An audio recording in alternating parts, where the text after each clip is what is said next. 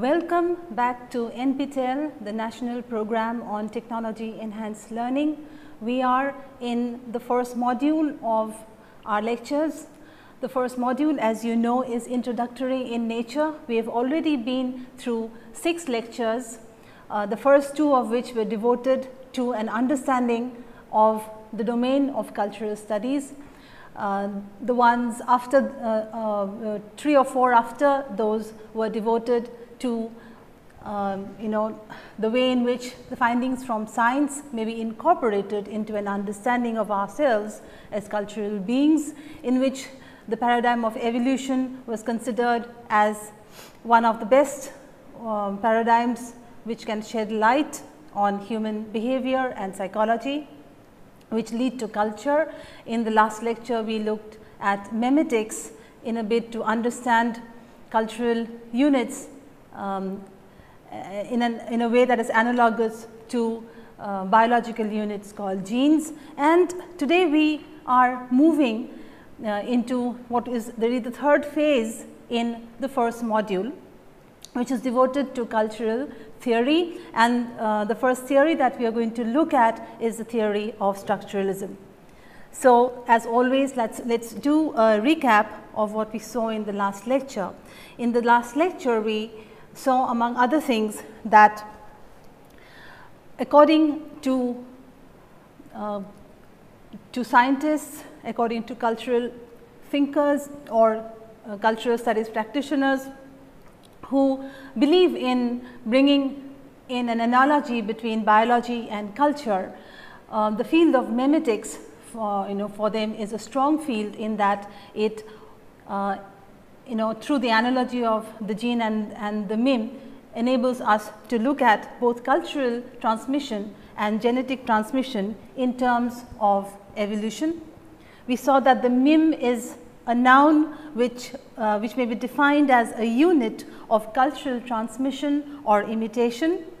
And as examples of memes, we saw that the examples were given by Richard Dawkins in his book, The Selfish Gene, where a chapter has been devoted entirely to what he calls memetics, or the study of memes. And we found that examples of memes are tunes, ideas, catchphrases, clothes, fashion, technology, language and religion.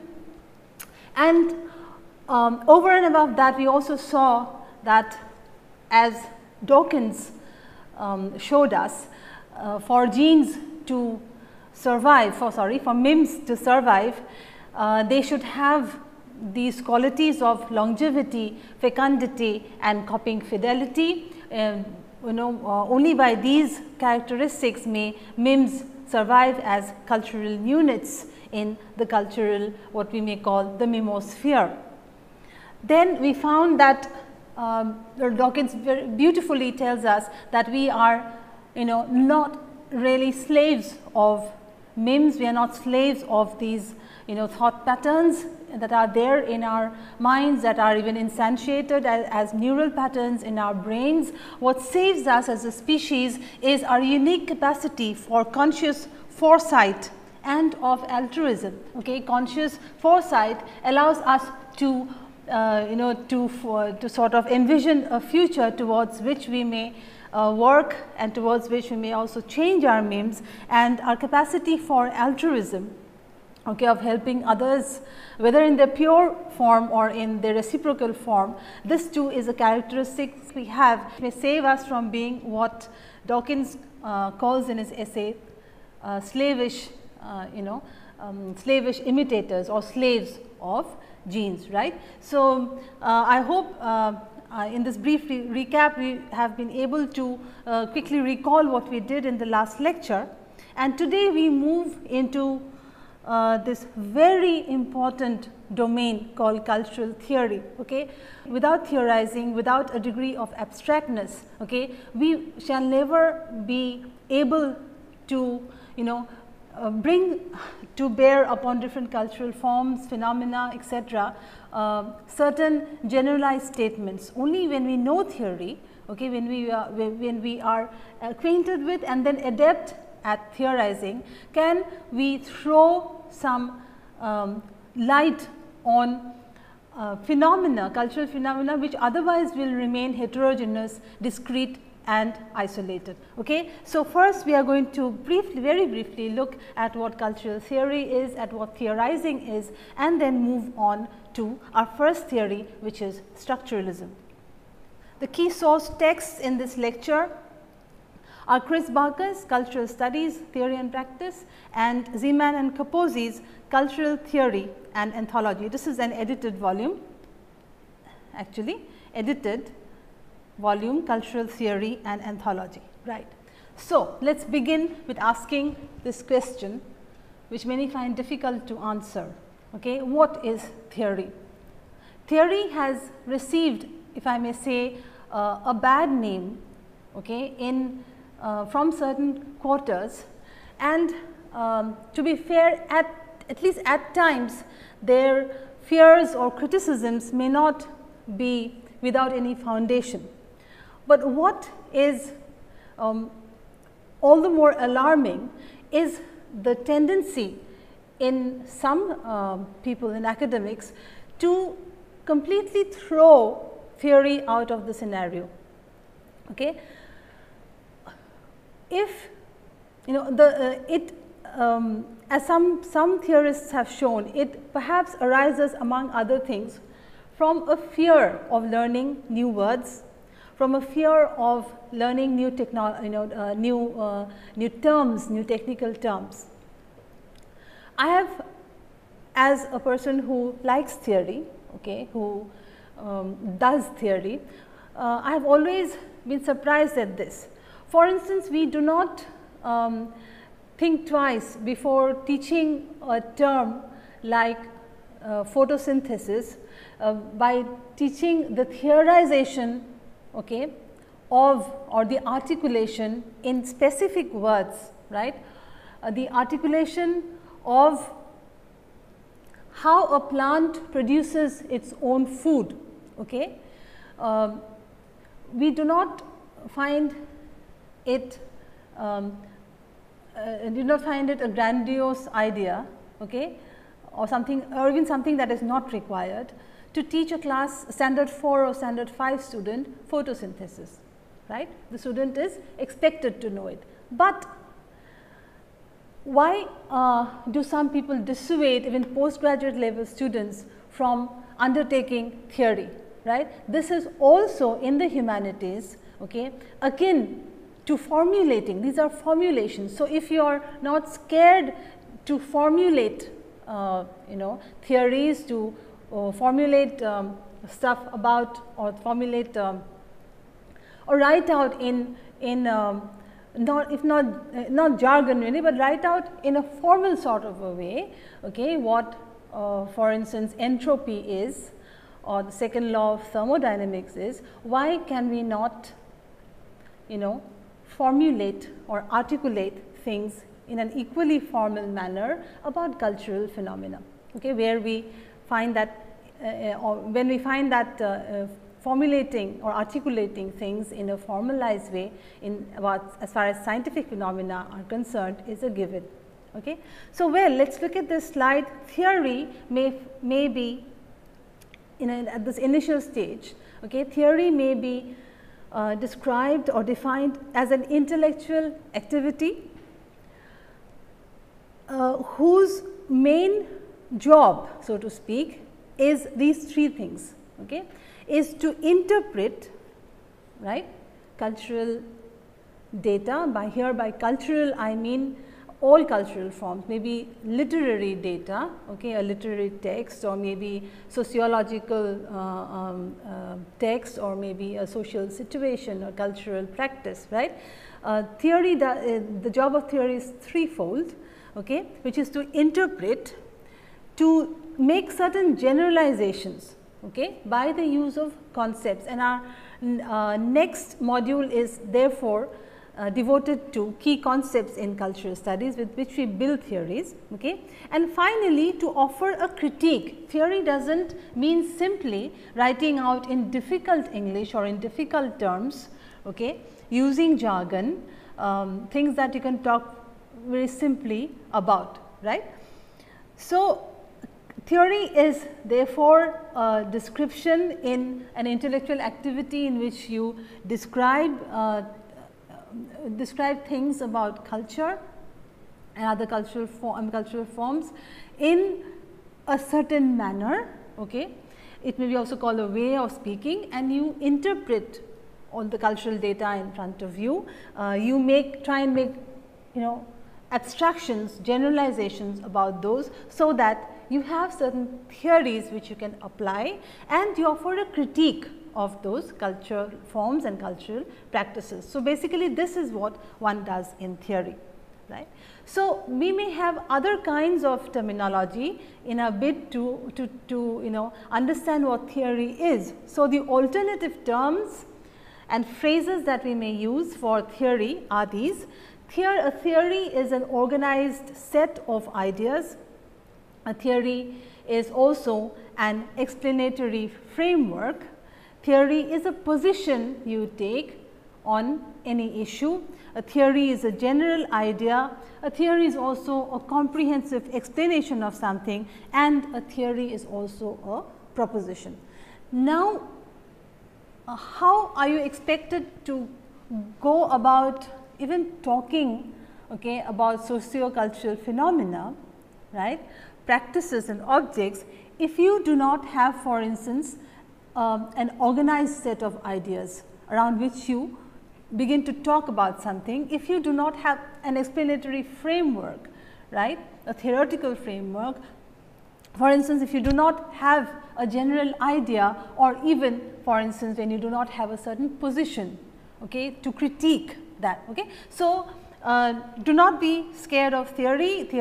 Learning theory is the most beautiful exercise, and you will find that it equips you not just academically, but for so many aspects of life. Okay. So, what is theory? The alternative terms, as I said, theory is, if you look at this slide again, organized set of ideas. It is an explanatory framework. It is a comprehensive explanation, a proposition, a general idea, and a position you take on socio-cultural issues and practices and objects.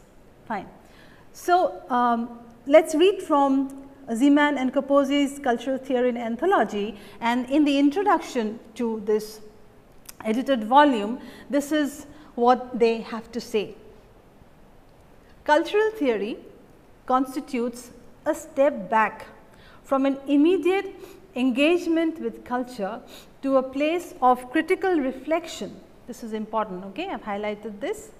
To a place of critical reflection, where insights gained and lessons learned in the study of culture are consolidated into general frameworks and organizing principles for future analysis and investigation. I think this is one of the finest ways in which you can tell a student what the business of theory is all about. Okay? Let us unpack this a bit. Theory, they say, is not an immediate, unreflective engagement with the forms and practices of culture, in the sense that you like many people you just do not give very casual comments about a cultural object or form or cultural practice, or generally of what culture is, right. This is not being academic, this is not being reflective. Okay. So, when you are doing theory, your responses are never immediate. Okay, they are not reactions. Okay, you are expected to have thought out reflections that are thought out. So, it is a step back from as they say, an immediate engagement with culture to a situation or to a level, so to speak, okay, of critical reflection. Okay. Now, the next part is also important, where insights gained and lessons learned in the study of culture are, look at this word, consolidated into general frameworks. Okay. Look at the slide before this, we saw that theory is also an explanatory framework. Okay. So, all the lessons learned, okay, so you make observations, okay. After observation, you come to try and extract, okay, a general statement or framework, right, within which you can explain not just the cultural phenomenon that you have been studying, but which will also accommodate at least similar, similar phenomena that you will come across in the future, that others may come across in the future. So, you could even say the test of a theory is in the number of individual, occurrences, of phenomena that could be explained by it. So, where the lessons gained are consolidated into a general framework and organizing principles. Now, the data that you have, in that sense, it is not different from the scientific enterprise really. You have to organize that data, you are not to leave it chaotic, you have to organize those data within the general framework and principles. There are some organizing principles, and the important word here is for future analysis and investigation, as we say that it has to lend itself to an equally sound analysis for future events and similar events that you are going to observe in culture. So, cultural studies, now this is a quotation from Chris Barker in his book Cultural Studies Theory and Practice. Cultural studies is a body of theory generated by thinkers who regard the production of theoretical knowledge as a political practice. See here, in fact, so important is theory to cultural practice that Barker does not hesitate to even define cultural studies as a body of theory. So, cultural studies and theory are in that sense analogous, they are even perhaps the same. So, cultural studies cannot do without theorizing. Now this is a body of theory that has been generated by thinkers, not simply for the sake of making theoretical formulations. There is another part to it, and which is to do with, again let us go back to that slide, to do with position, right, where he says that who regard the production of theoretical knowledge as a political practice. The theorizing therefore becomes a political act. So, theorizing has, as we saw in the first two lectures, that the revealing power structures, talking about power is one of the fundamental aspects or one of the fundamental jobs, if you like, of cultural studies. So, in that sense, theorizing is not only making abstractions, theorizing is also a political act by which you show the structures of power as operating in society. Here again, continuing to read from Barker, here theory is not held to be a neutral or objective phenomenon, but a place of positionality. Remember, we came across position as a word that you can use for theory, that is of the place from which one speaks, to whom and for what purposes. Within the domain of cultural studies, there are a variety of theoretical perspectives that compete for ascendancy, the most prominent of which are Marxism, structuralism and post-structuralism. And in fact, owing to paucity of time here, because there are other modules we have to do, there are other things that we have to look at, I shall also be talking about structuralism, Marxism and post-structuralism as theoretical stances in cultural studies, right. Of course, feminism is a very important part, a very important theoretical framework, but I would be taking it up when I talk a bit about gender, or other there may be 2 lectures devoted to gender.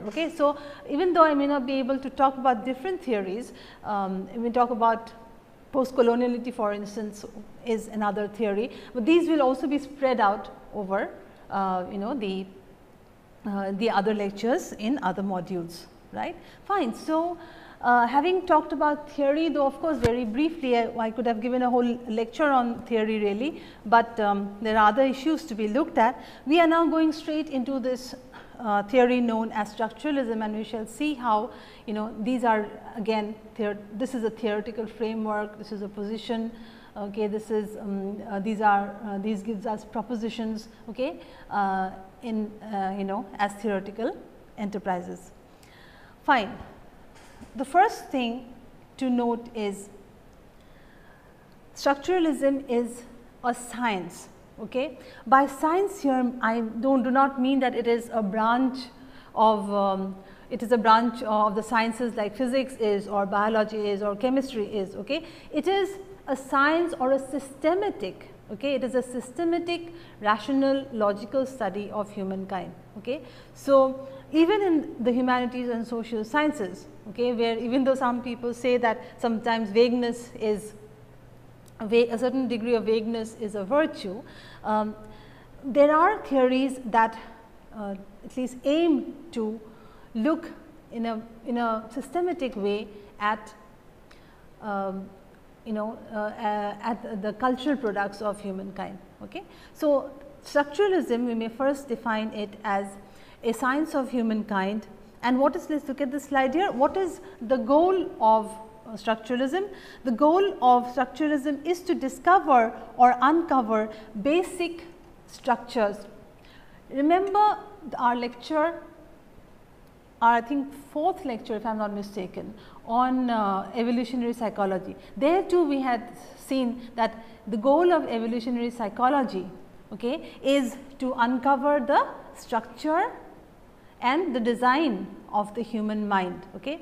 Here what happens is, it is also a systematic study, it is a bid, it has as its goal the uncovering of structures, but these are very fundamental structures which can be applied to maybe all forms of culture, even science as a form of culture, the structuralist enterprise, and we shall look at this in a while. So, suffice it for now to simply understand that structuralism seeks to uncover or to dig out, so to speak, okay, the basic structures of culture, the basic structures of our thinking.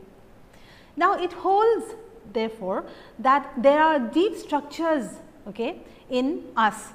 The deep structures are those of actions, cultural arrangements, thoughts, perceptions and feelings. Okay. Now, without the deep structures in us, right, almost as a priori in our in our minds, without these deep structures, structuralism holds as a theory that we cannot the human race cannot generalize, okay, cannot generalize or generalize or make general statements, okay, about cultural phenomena. Everything would remain chaotic. Okay. So, going by the deep structures of perceptions, thoughts, cultural arrangements and feelings and actions, we try and do structural analysis of culture. Right. Now, the structuralist school is not one that is only to do with cultural studies as a discipline, as a domain. It is applied to many fields and more than what I am showing here. But for instance, it suffices for us to understand the scope, that it is applicable to anthropology, to literature, to psychology, to mathematics, to linguistics, maybe to the computer science, to biology, and some strong proponents may claim to in fact all knowledge forms that humankind has ever produced. So, therefore, if you go back to the various terms that or synonyms of theory, we find that structuralism is a cultural theory, in that it is an explanatory framework, it is an organized set of ideas, and it is also, it may not be an overtly political position, merely say that structuralism is an apolitical, it is a non-political stance, but it too has a particular stance, a position which we shall see. Now, the structuralist theory holds that the mind is a structuring mechanism, okay, which follows rules to make sense of the world. Now, remember, as I said, we have deep structures in our minds without which all data would have been it would have been terribly chaotic, would not have. So, how does one make sense of the stimuli that we keep getting all the time? How does one make sense of not just the basic stimuli, but also all the complex stimuli that keeps coming to us, that we take in all the time, right? So, the mind has to somehow structure to make some sense of it, has to make some, has to organize, all the data that are coming in. So, the mind therefore, structuralists say is a structuring mechanism, and that the mind follows rules, right, follows rules in order to make sense of the world. A structuralist understanding of culture is concerned therefore with the systems of relations of an underlying structure and the grammar that makes meaning possible. Now, we know that meaning, the emanation of meaning, the creation, the encoding and decoding of meaning, as we saw in the first or second lecture in module 1, is one of the fundamental goals of cultural studies, okay?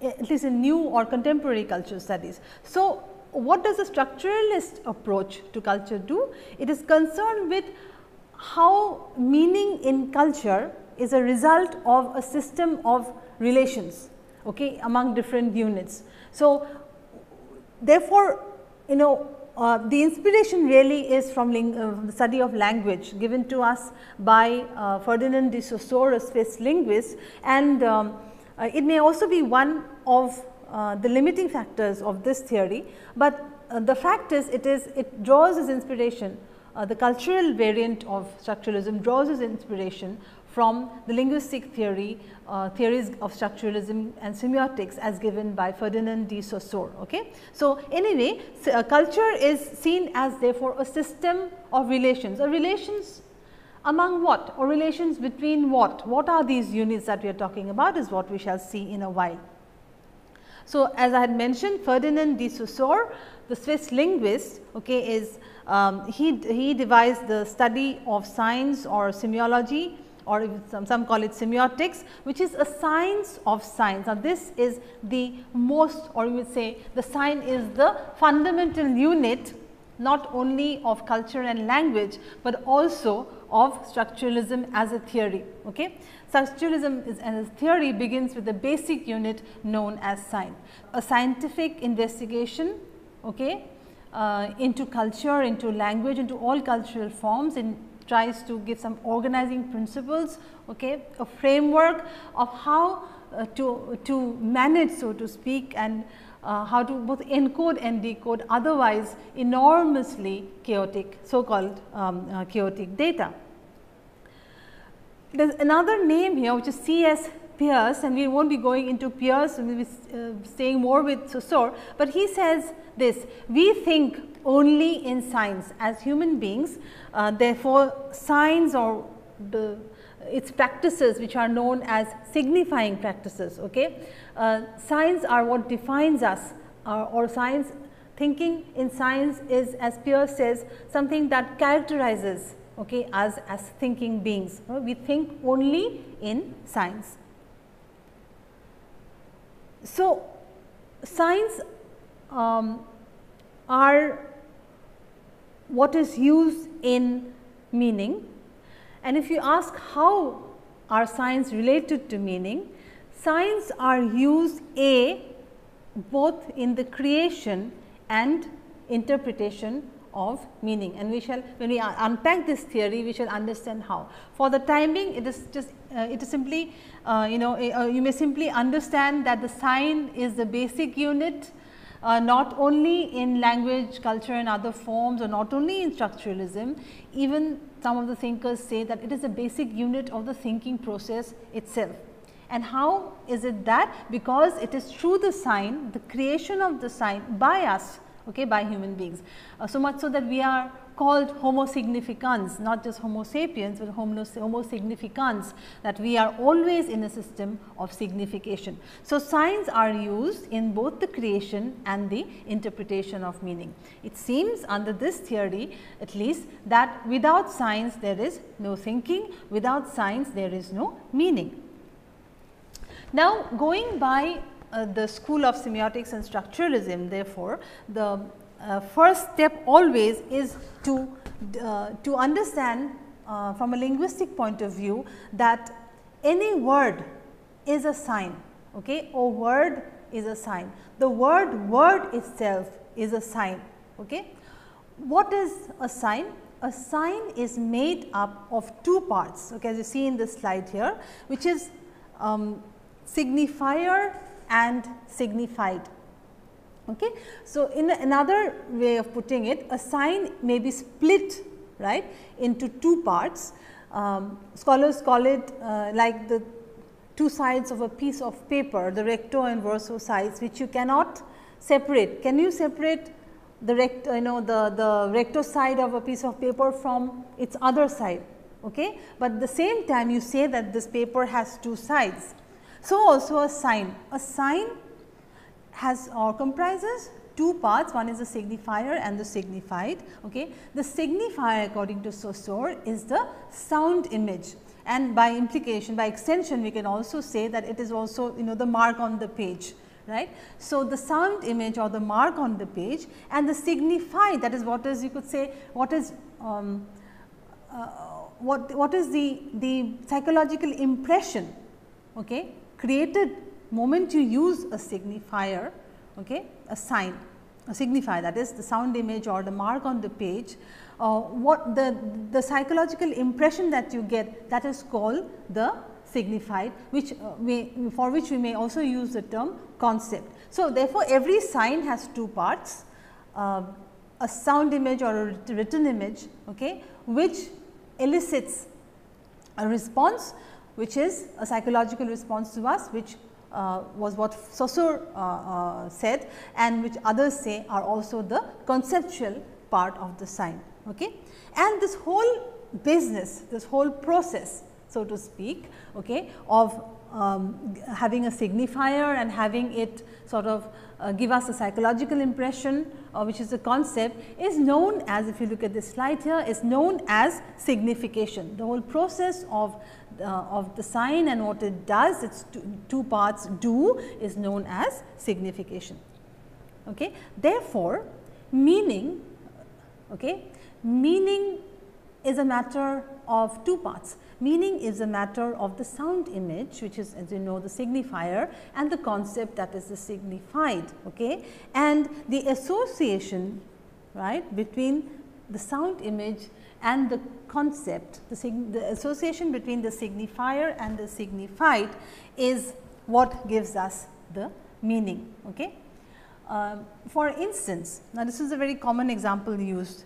For instance, if we have a sound image, that is, I say the word tree, this is a sound image, or I write these letters TREE, okay, this is a written image. Okay, image, these are marks on this slide, right. So, when the moment I utter the word tree and I say or I write down tree, it will create what Saussure called a psychological impression, pardon my handwriting, a psychological impression in our minds, which is the concept, and then we may think of a tree, okay, or if you may think of maybe some kind of tree structure in your in a computer science, right.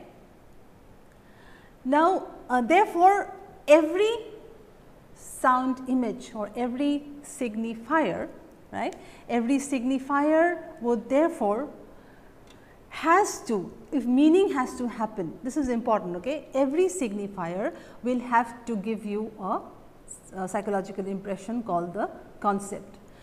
There is no signification, okay, if a signifier has no signified. In fact, we can't even call it a signifier, because it does not, signify something, then it is not a sign. Okay. It can never enter into the process of signification. Signifier and signified and sign and signifying system or signification. I would like to draw your attention to a very important formulation within structuralism, and this is the concept of arbitrariness. Okay. Now, we know we have a signifier and we have a signified. Okay. Saussure says that the relationship between the signifier and the signified is one of arbitrariness. That is, it is an arbitrary relation in the sense that there is no one-to-one correspondence, okay? No one-to-one or one-on-one correspondence between a sound image and the concept. This is immensely important, and I may be repeating this even in other lectures. Say for instance, this chair that I am sitting on, okay, just consider this. I am sitting on a chair, and this chair is an object. Okay. If a word is a sign, okay, and chair is a word, chair is also a sign. So, if chair is a sign, then chair has to be composed of two parts, the signifier and the signified. Okay. Now, the moment I say chair, right, I am not referring to this chair at the moment. I say the word chair, as a person acquainted with the English language, okay, the signifier chair is going to elicit a response in you, a psychological impression or a concept of a chair, right. Because it is arbitrary, we have to learn it, right. Had there been something ontologically, okay, or essentially chairish about a chair, then anyone would know that this is the term we have to use for chair. Okay. So, likewise in the majority of words in all languages, the relationship between a word that is assigned to an object, okay, is arbitrary. Now, there are some words which we call onomatopoeic words, that is words that resemble the sound. For instance, hiss resembles the sound made by a snake. There are now, Saussure says as well, there is no denying the fact that there are words in all languages that are onomatopoeic in nature, or which resemble, or where there is a one-on-one correspondence because it resembles the sound. But he says that these are very few, right. So, it does not, so few, they are so few in number that after some time, this association does not really matter, because it does not apply to other words. The repertoire is very small. Further, in English we may use the word hiss to indicate the sound made by a snake, but the sound made by a snake need not be hiss in other languages. So, even in onomatopoeic words there is an element of arbitrariness. Okay. So, this is one of the fundamental characteristics which also has enormous implications as we understand culture, as and we understand the relationship in signs, between signs and the signifier and signified in the cultural level as one that is arbitrary. Therefore, the second point is that meaning is relational, okay, relational in a chain of relations.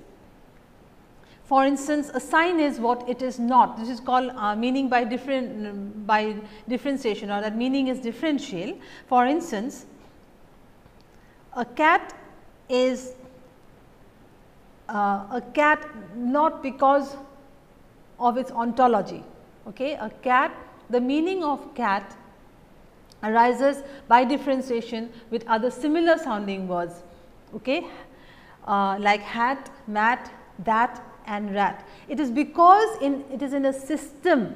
This is very important. Okay. Remember, structuralism is all about systems. It is all about relations. Okay. It is all about structures. It is all about relations among different units, okay, in a particular structure. So, if you look at this as a structure, the structure of the first sentence is a structure really. Okay. So, cat, or the meaning of mat, for instance, is derived from its differentiation with similar sounding words. Now, in the second sentence we find also from the point of view of not just sound, if you group them or cluster them in a different way from the point of view of dwelling places. Okay. So, from the point of view of dwelling places, there is nothing ontologically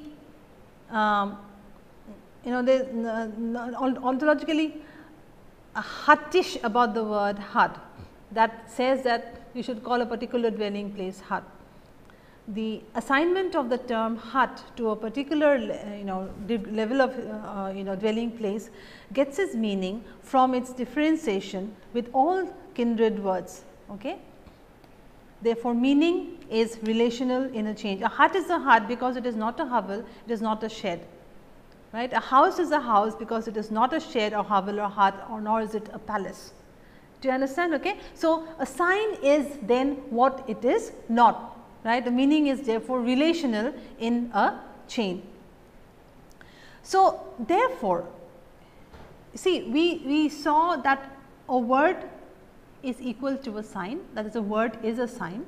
Now, we are going to say, when we come to the cultural realm, that a sign may also therefore be any cultural artifact. It may be any cultural object, it may be even a cultural phenomenon, or it may be also a cultural practice. We can have an explanatory framework for culture, or we can have we can have propositions, okay, paradigms in understanding cultural phenomena, okay, as units and rules. Look at this slide here, please. A sign therefore is, or any cultural artifact, practice, phenomenon, anything in culture is also a sign, because it signifies something, right, and it follows, it has its meaning in a system of units and rules, okay, and this is the way, one of the ways in which we can understand and therefore theorize cultural phenomena. Okay. The meaning of cultural practices, forms, events, okay, all these emanate from a system of difference. Remember relationality, okay, meaning is relation in a change. So also you just have to transpose this to the level of the cultural. So also cultural meaning happens as a matter of relation, as a matter of differentiation among with other cultural units, and working in a system of units and rules. For instance, in this we found in the linguistic level that there is a rule here. In the first case, the rule is one to do with sound, is based on sound. So that you cannot have cat, house, shed, that in one sentence. So it's these units are following, or they are grouped, they are clustered as a, laid out here, okay, as per a particular rule which is based on sound. And in the second instance, the rule is based on dwelling places. So you see, this is even in the realm of culture, all cultural practices can be again brought under a structure in which we try and understand those, okay, through by kind of attaching certain rules by which we may understand these. This is the way we theorize language, this is the way we theorize cultural practices. Therefore, if you look at this slide, culture is a structured system. Okay. Culture is about signifying practices. Any cultural practice will have a meaning. Okay. There is a signifier, or that is a particular cultural practice that you have which signifies something, which gives a meaning, creates a meaning or a concept in us about, and therefore, it is a matter of signifying practices, and it follows, it is about units and rules, it is in a system of units and rules. Okay. And this is something we are coming up, something we are coming to in the first place. It is also based importantly in the structuralist understanding on certain binary opposites. Now, think about binary opposites in terms of how you understand the word binary in your your classes. For instance, in zeros and ones, this is the absence of something and the presence of something. For instance, nature and culture is a binary set. Then man and woman, light and darkness, okay, black and white. So, these are understood also in another kind of clustering, another kind of arranging by rules, and that rule is of one of binary opposites. This then we have to say is an anti-humanist theory. When you look at meaning as emanating from underlying structures, it is an anti-humanism. That doesn't mean, it doesn't mean that it is anti-human or that it is anti-humanitarian. By anti-humanist means, first let us talk about humanism. Humanism is a school of thought, is a philosophy, is an orientation, is a method in which the human occupies center stage. In which everything is understood in reference to the human being. Okay? The human is the center of reference. Now, structuralism removes the human being as the central point of reference and puts the structure, or you may say even the sign, as the central point of reference, right. So, if you look at this slide here, it is anti-humanist because it goes outside the individual ego, seeing the individual also as part of a system of structures, seeing his or her cultural practices as to be understood within signifying systems and as within structures and units and rules. Okay. Therefore, things have meaning only in relation to other things in a system of relations and structures, and therefore, this famous statement within structuralism, structuralist understanding or theorizing of culture, that is, culture is like a language. This is indeed a loaded sentence. We can spend a whole lecture or two only on this. Culture is like a language. For us at this elementary level, it simply suffices for us to understand the the analogy that is drawn from Saussurean linguistics, okay, to particularly the sign and its arbitrariness, relationality, differential meaning, okay, units and structures. In that sense, culture is also a language. Okay. Cultural units, forms are also signs that whose meaning comes out in a relation between the signifier and signified, and very importantly, okay, even politically importantly, is the fact that the relation between the sign, the signifier and the signified is an arbitrary one, something that we accept only through convention.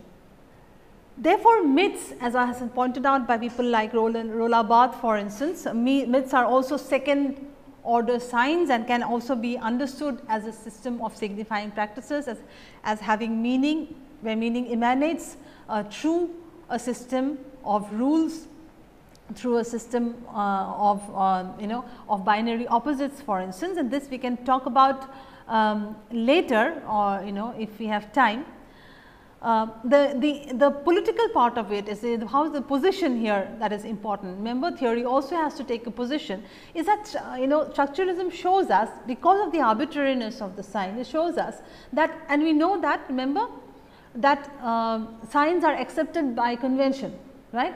The deeper question here is how does the relationship between a signifier and a signified, or how do binary oppositions, where the the one or the first term is always a more privileged term, like man and woman, husband and wife, okay, parent and child, then light and dark, how is it that they are kind of worked out, signified in these ways? The point then is that it is ideology, okay, it is ideology or a way of thinking, a way of comprehending the world that naturalizes interpretations and meanings.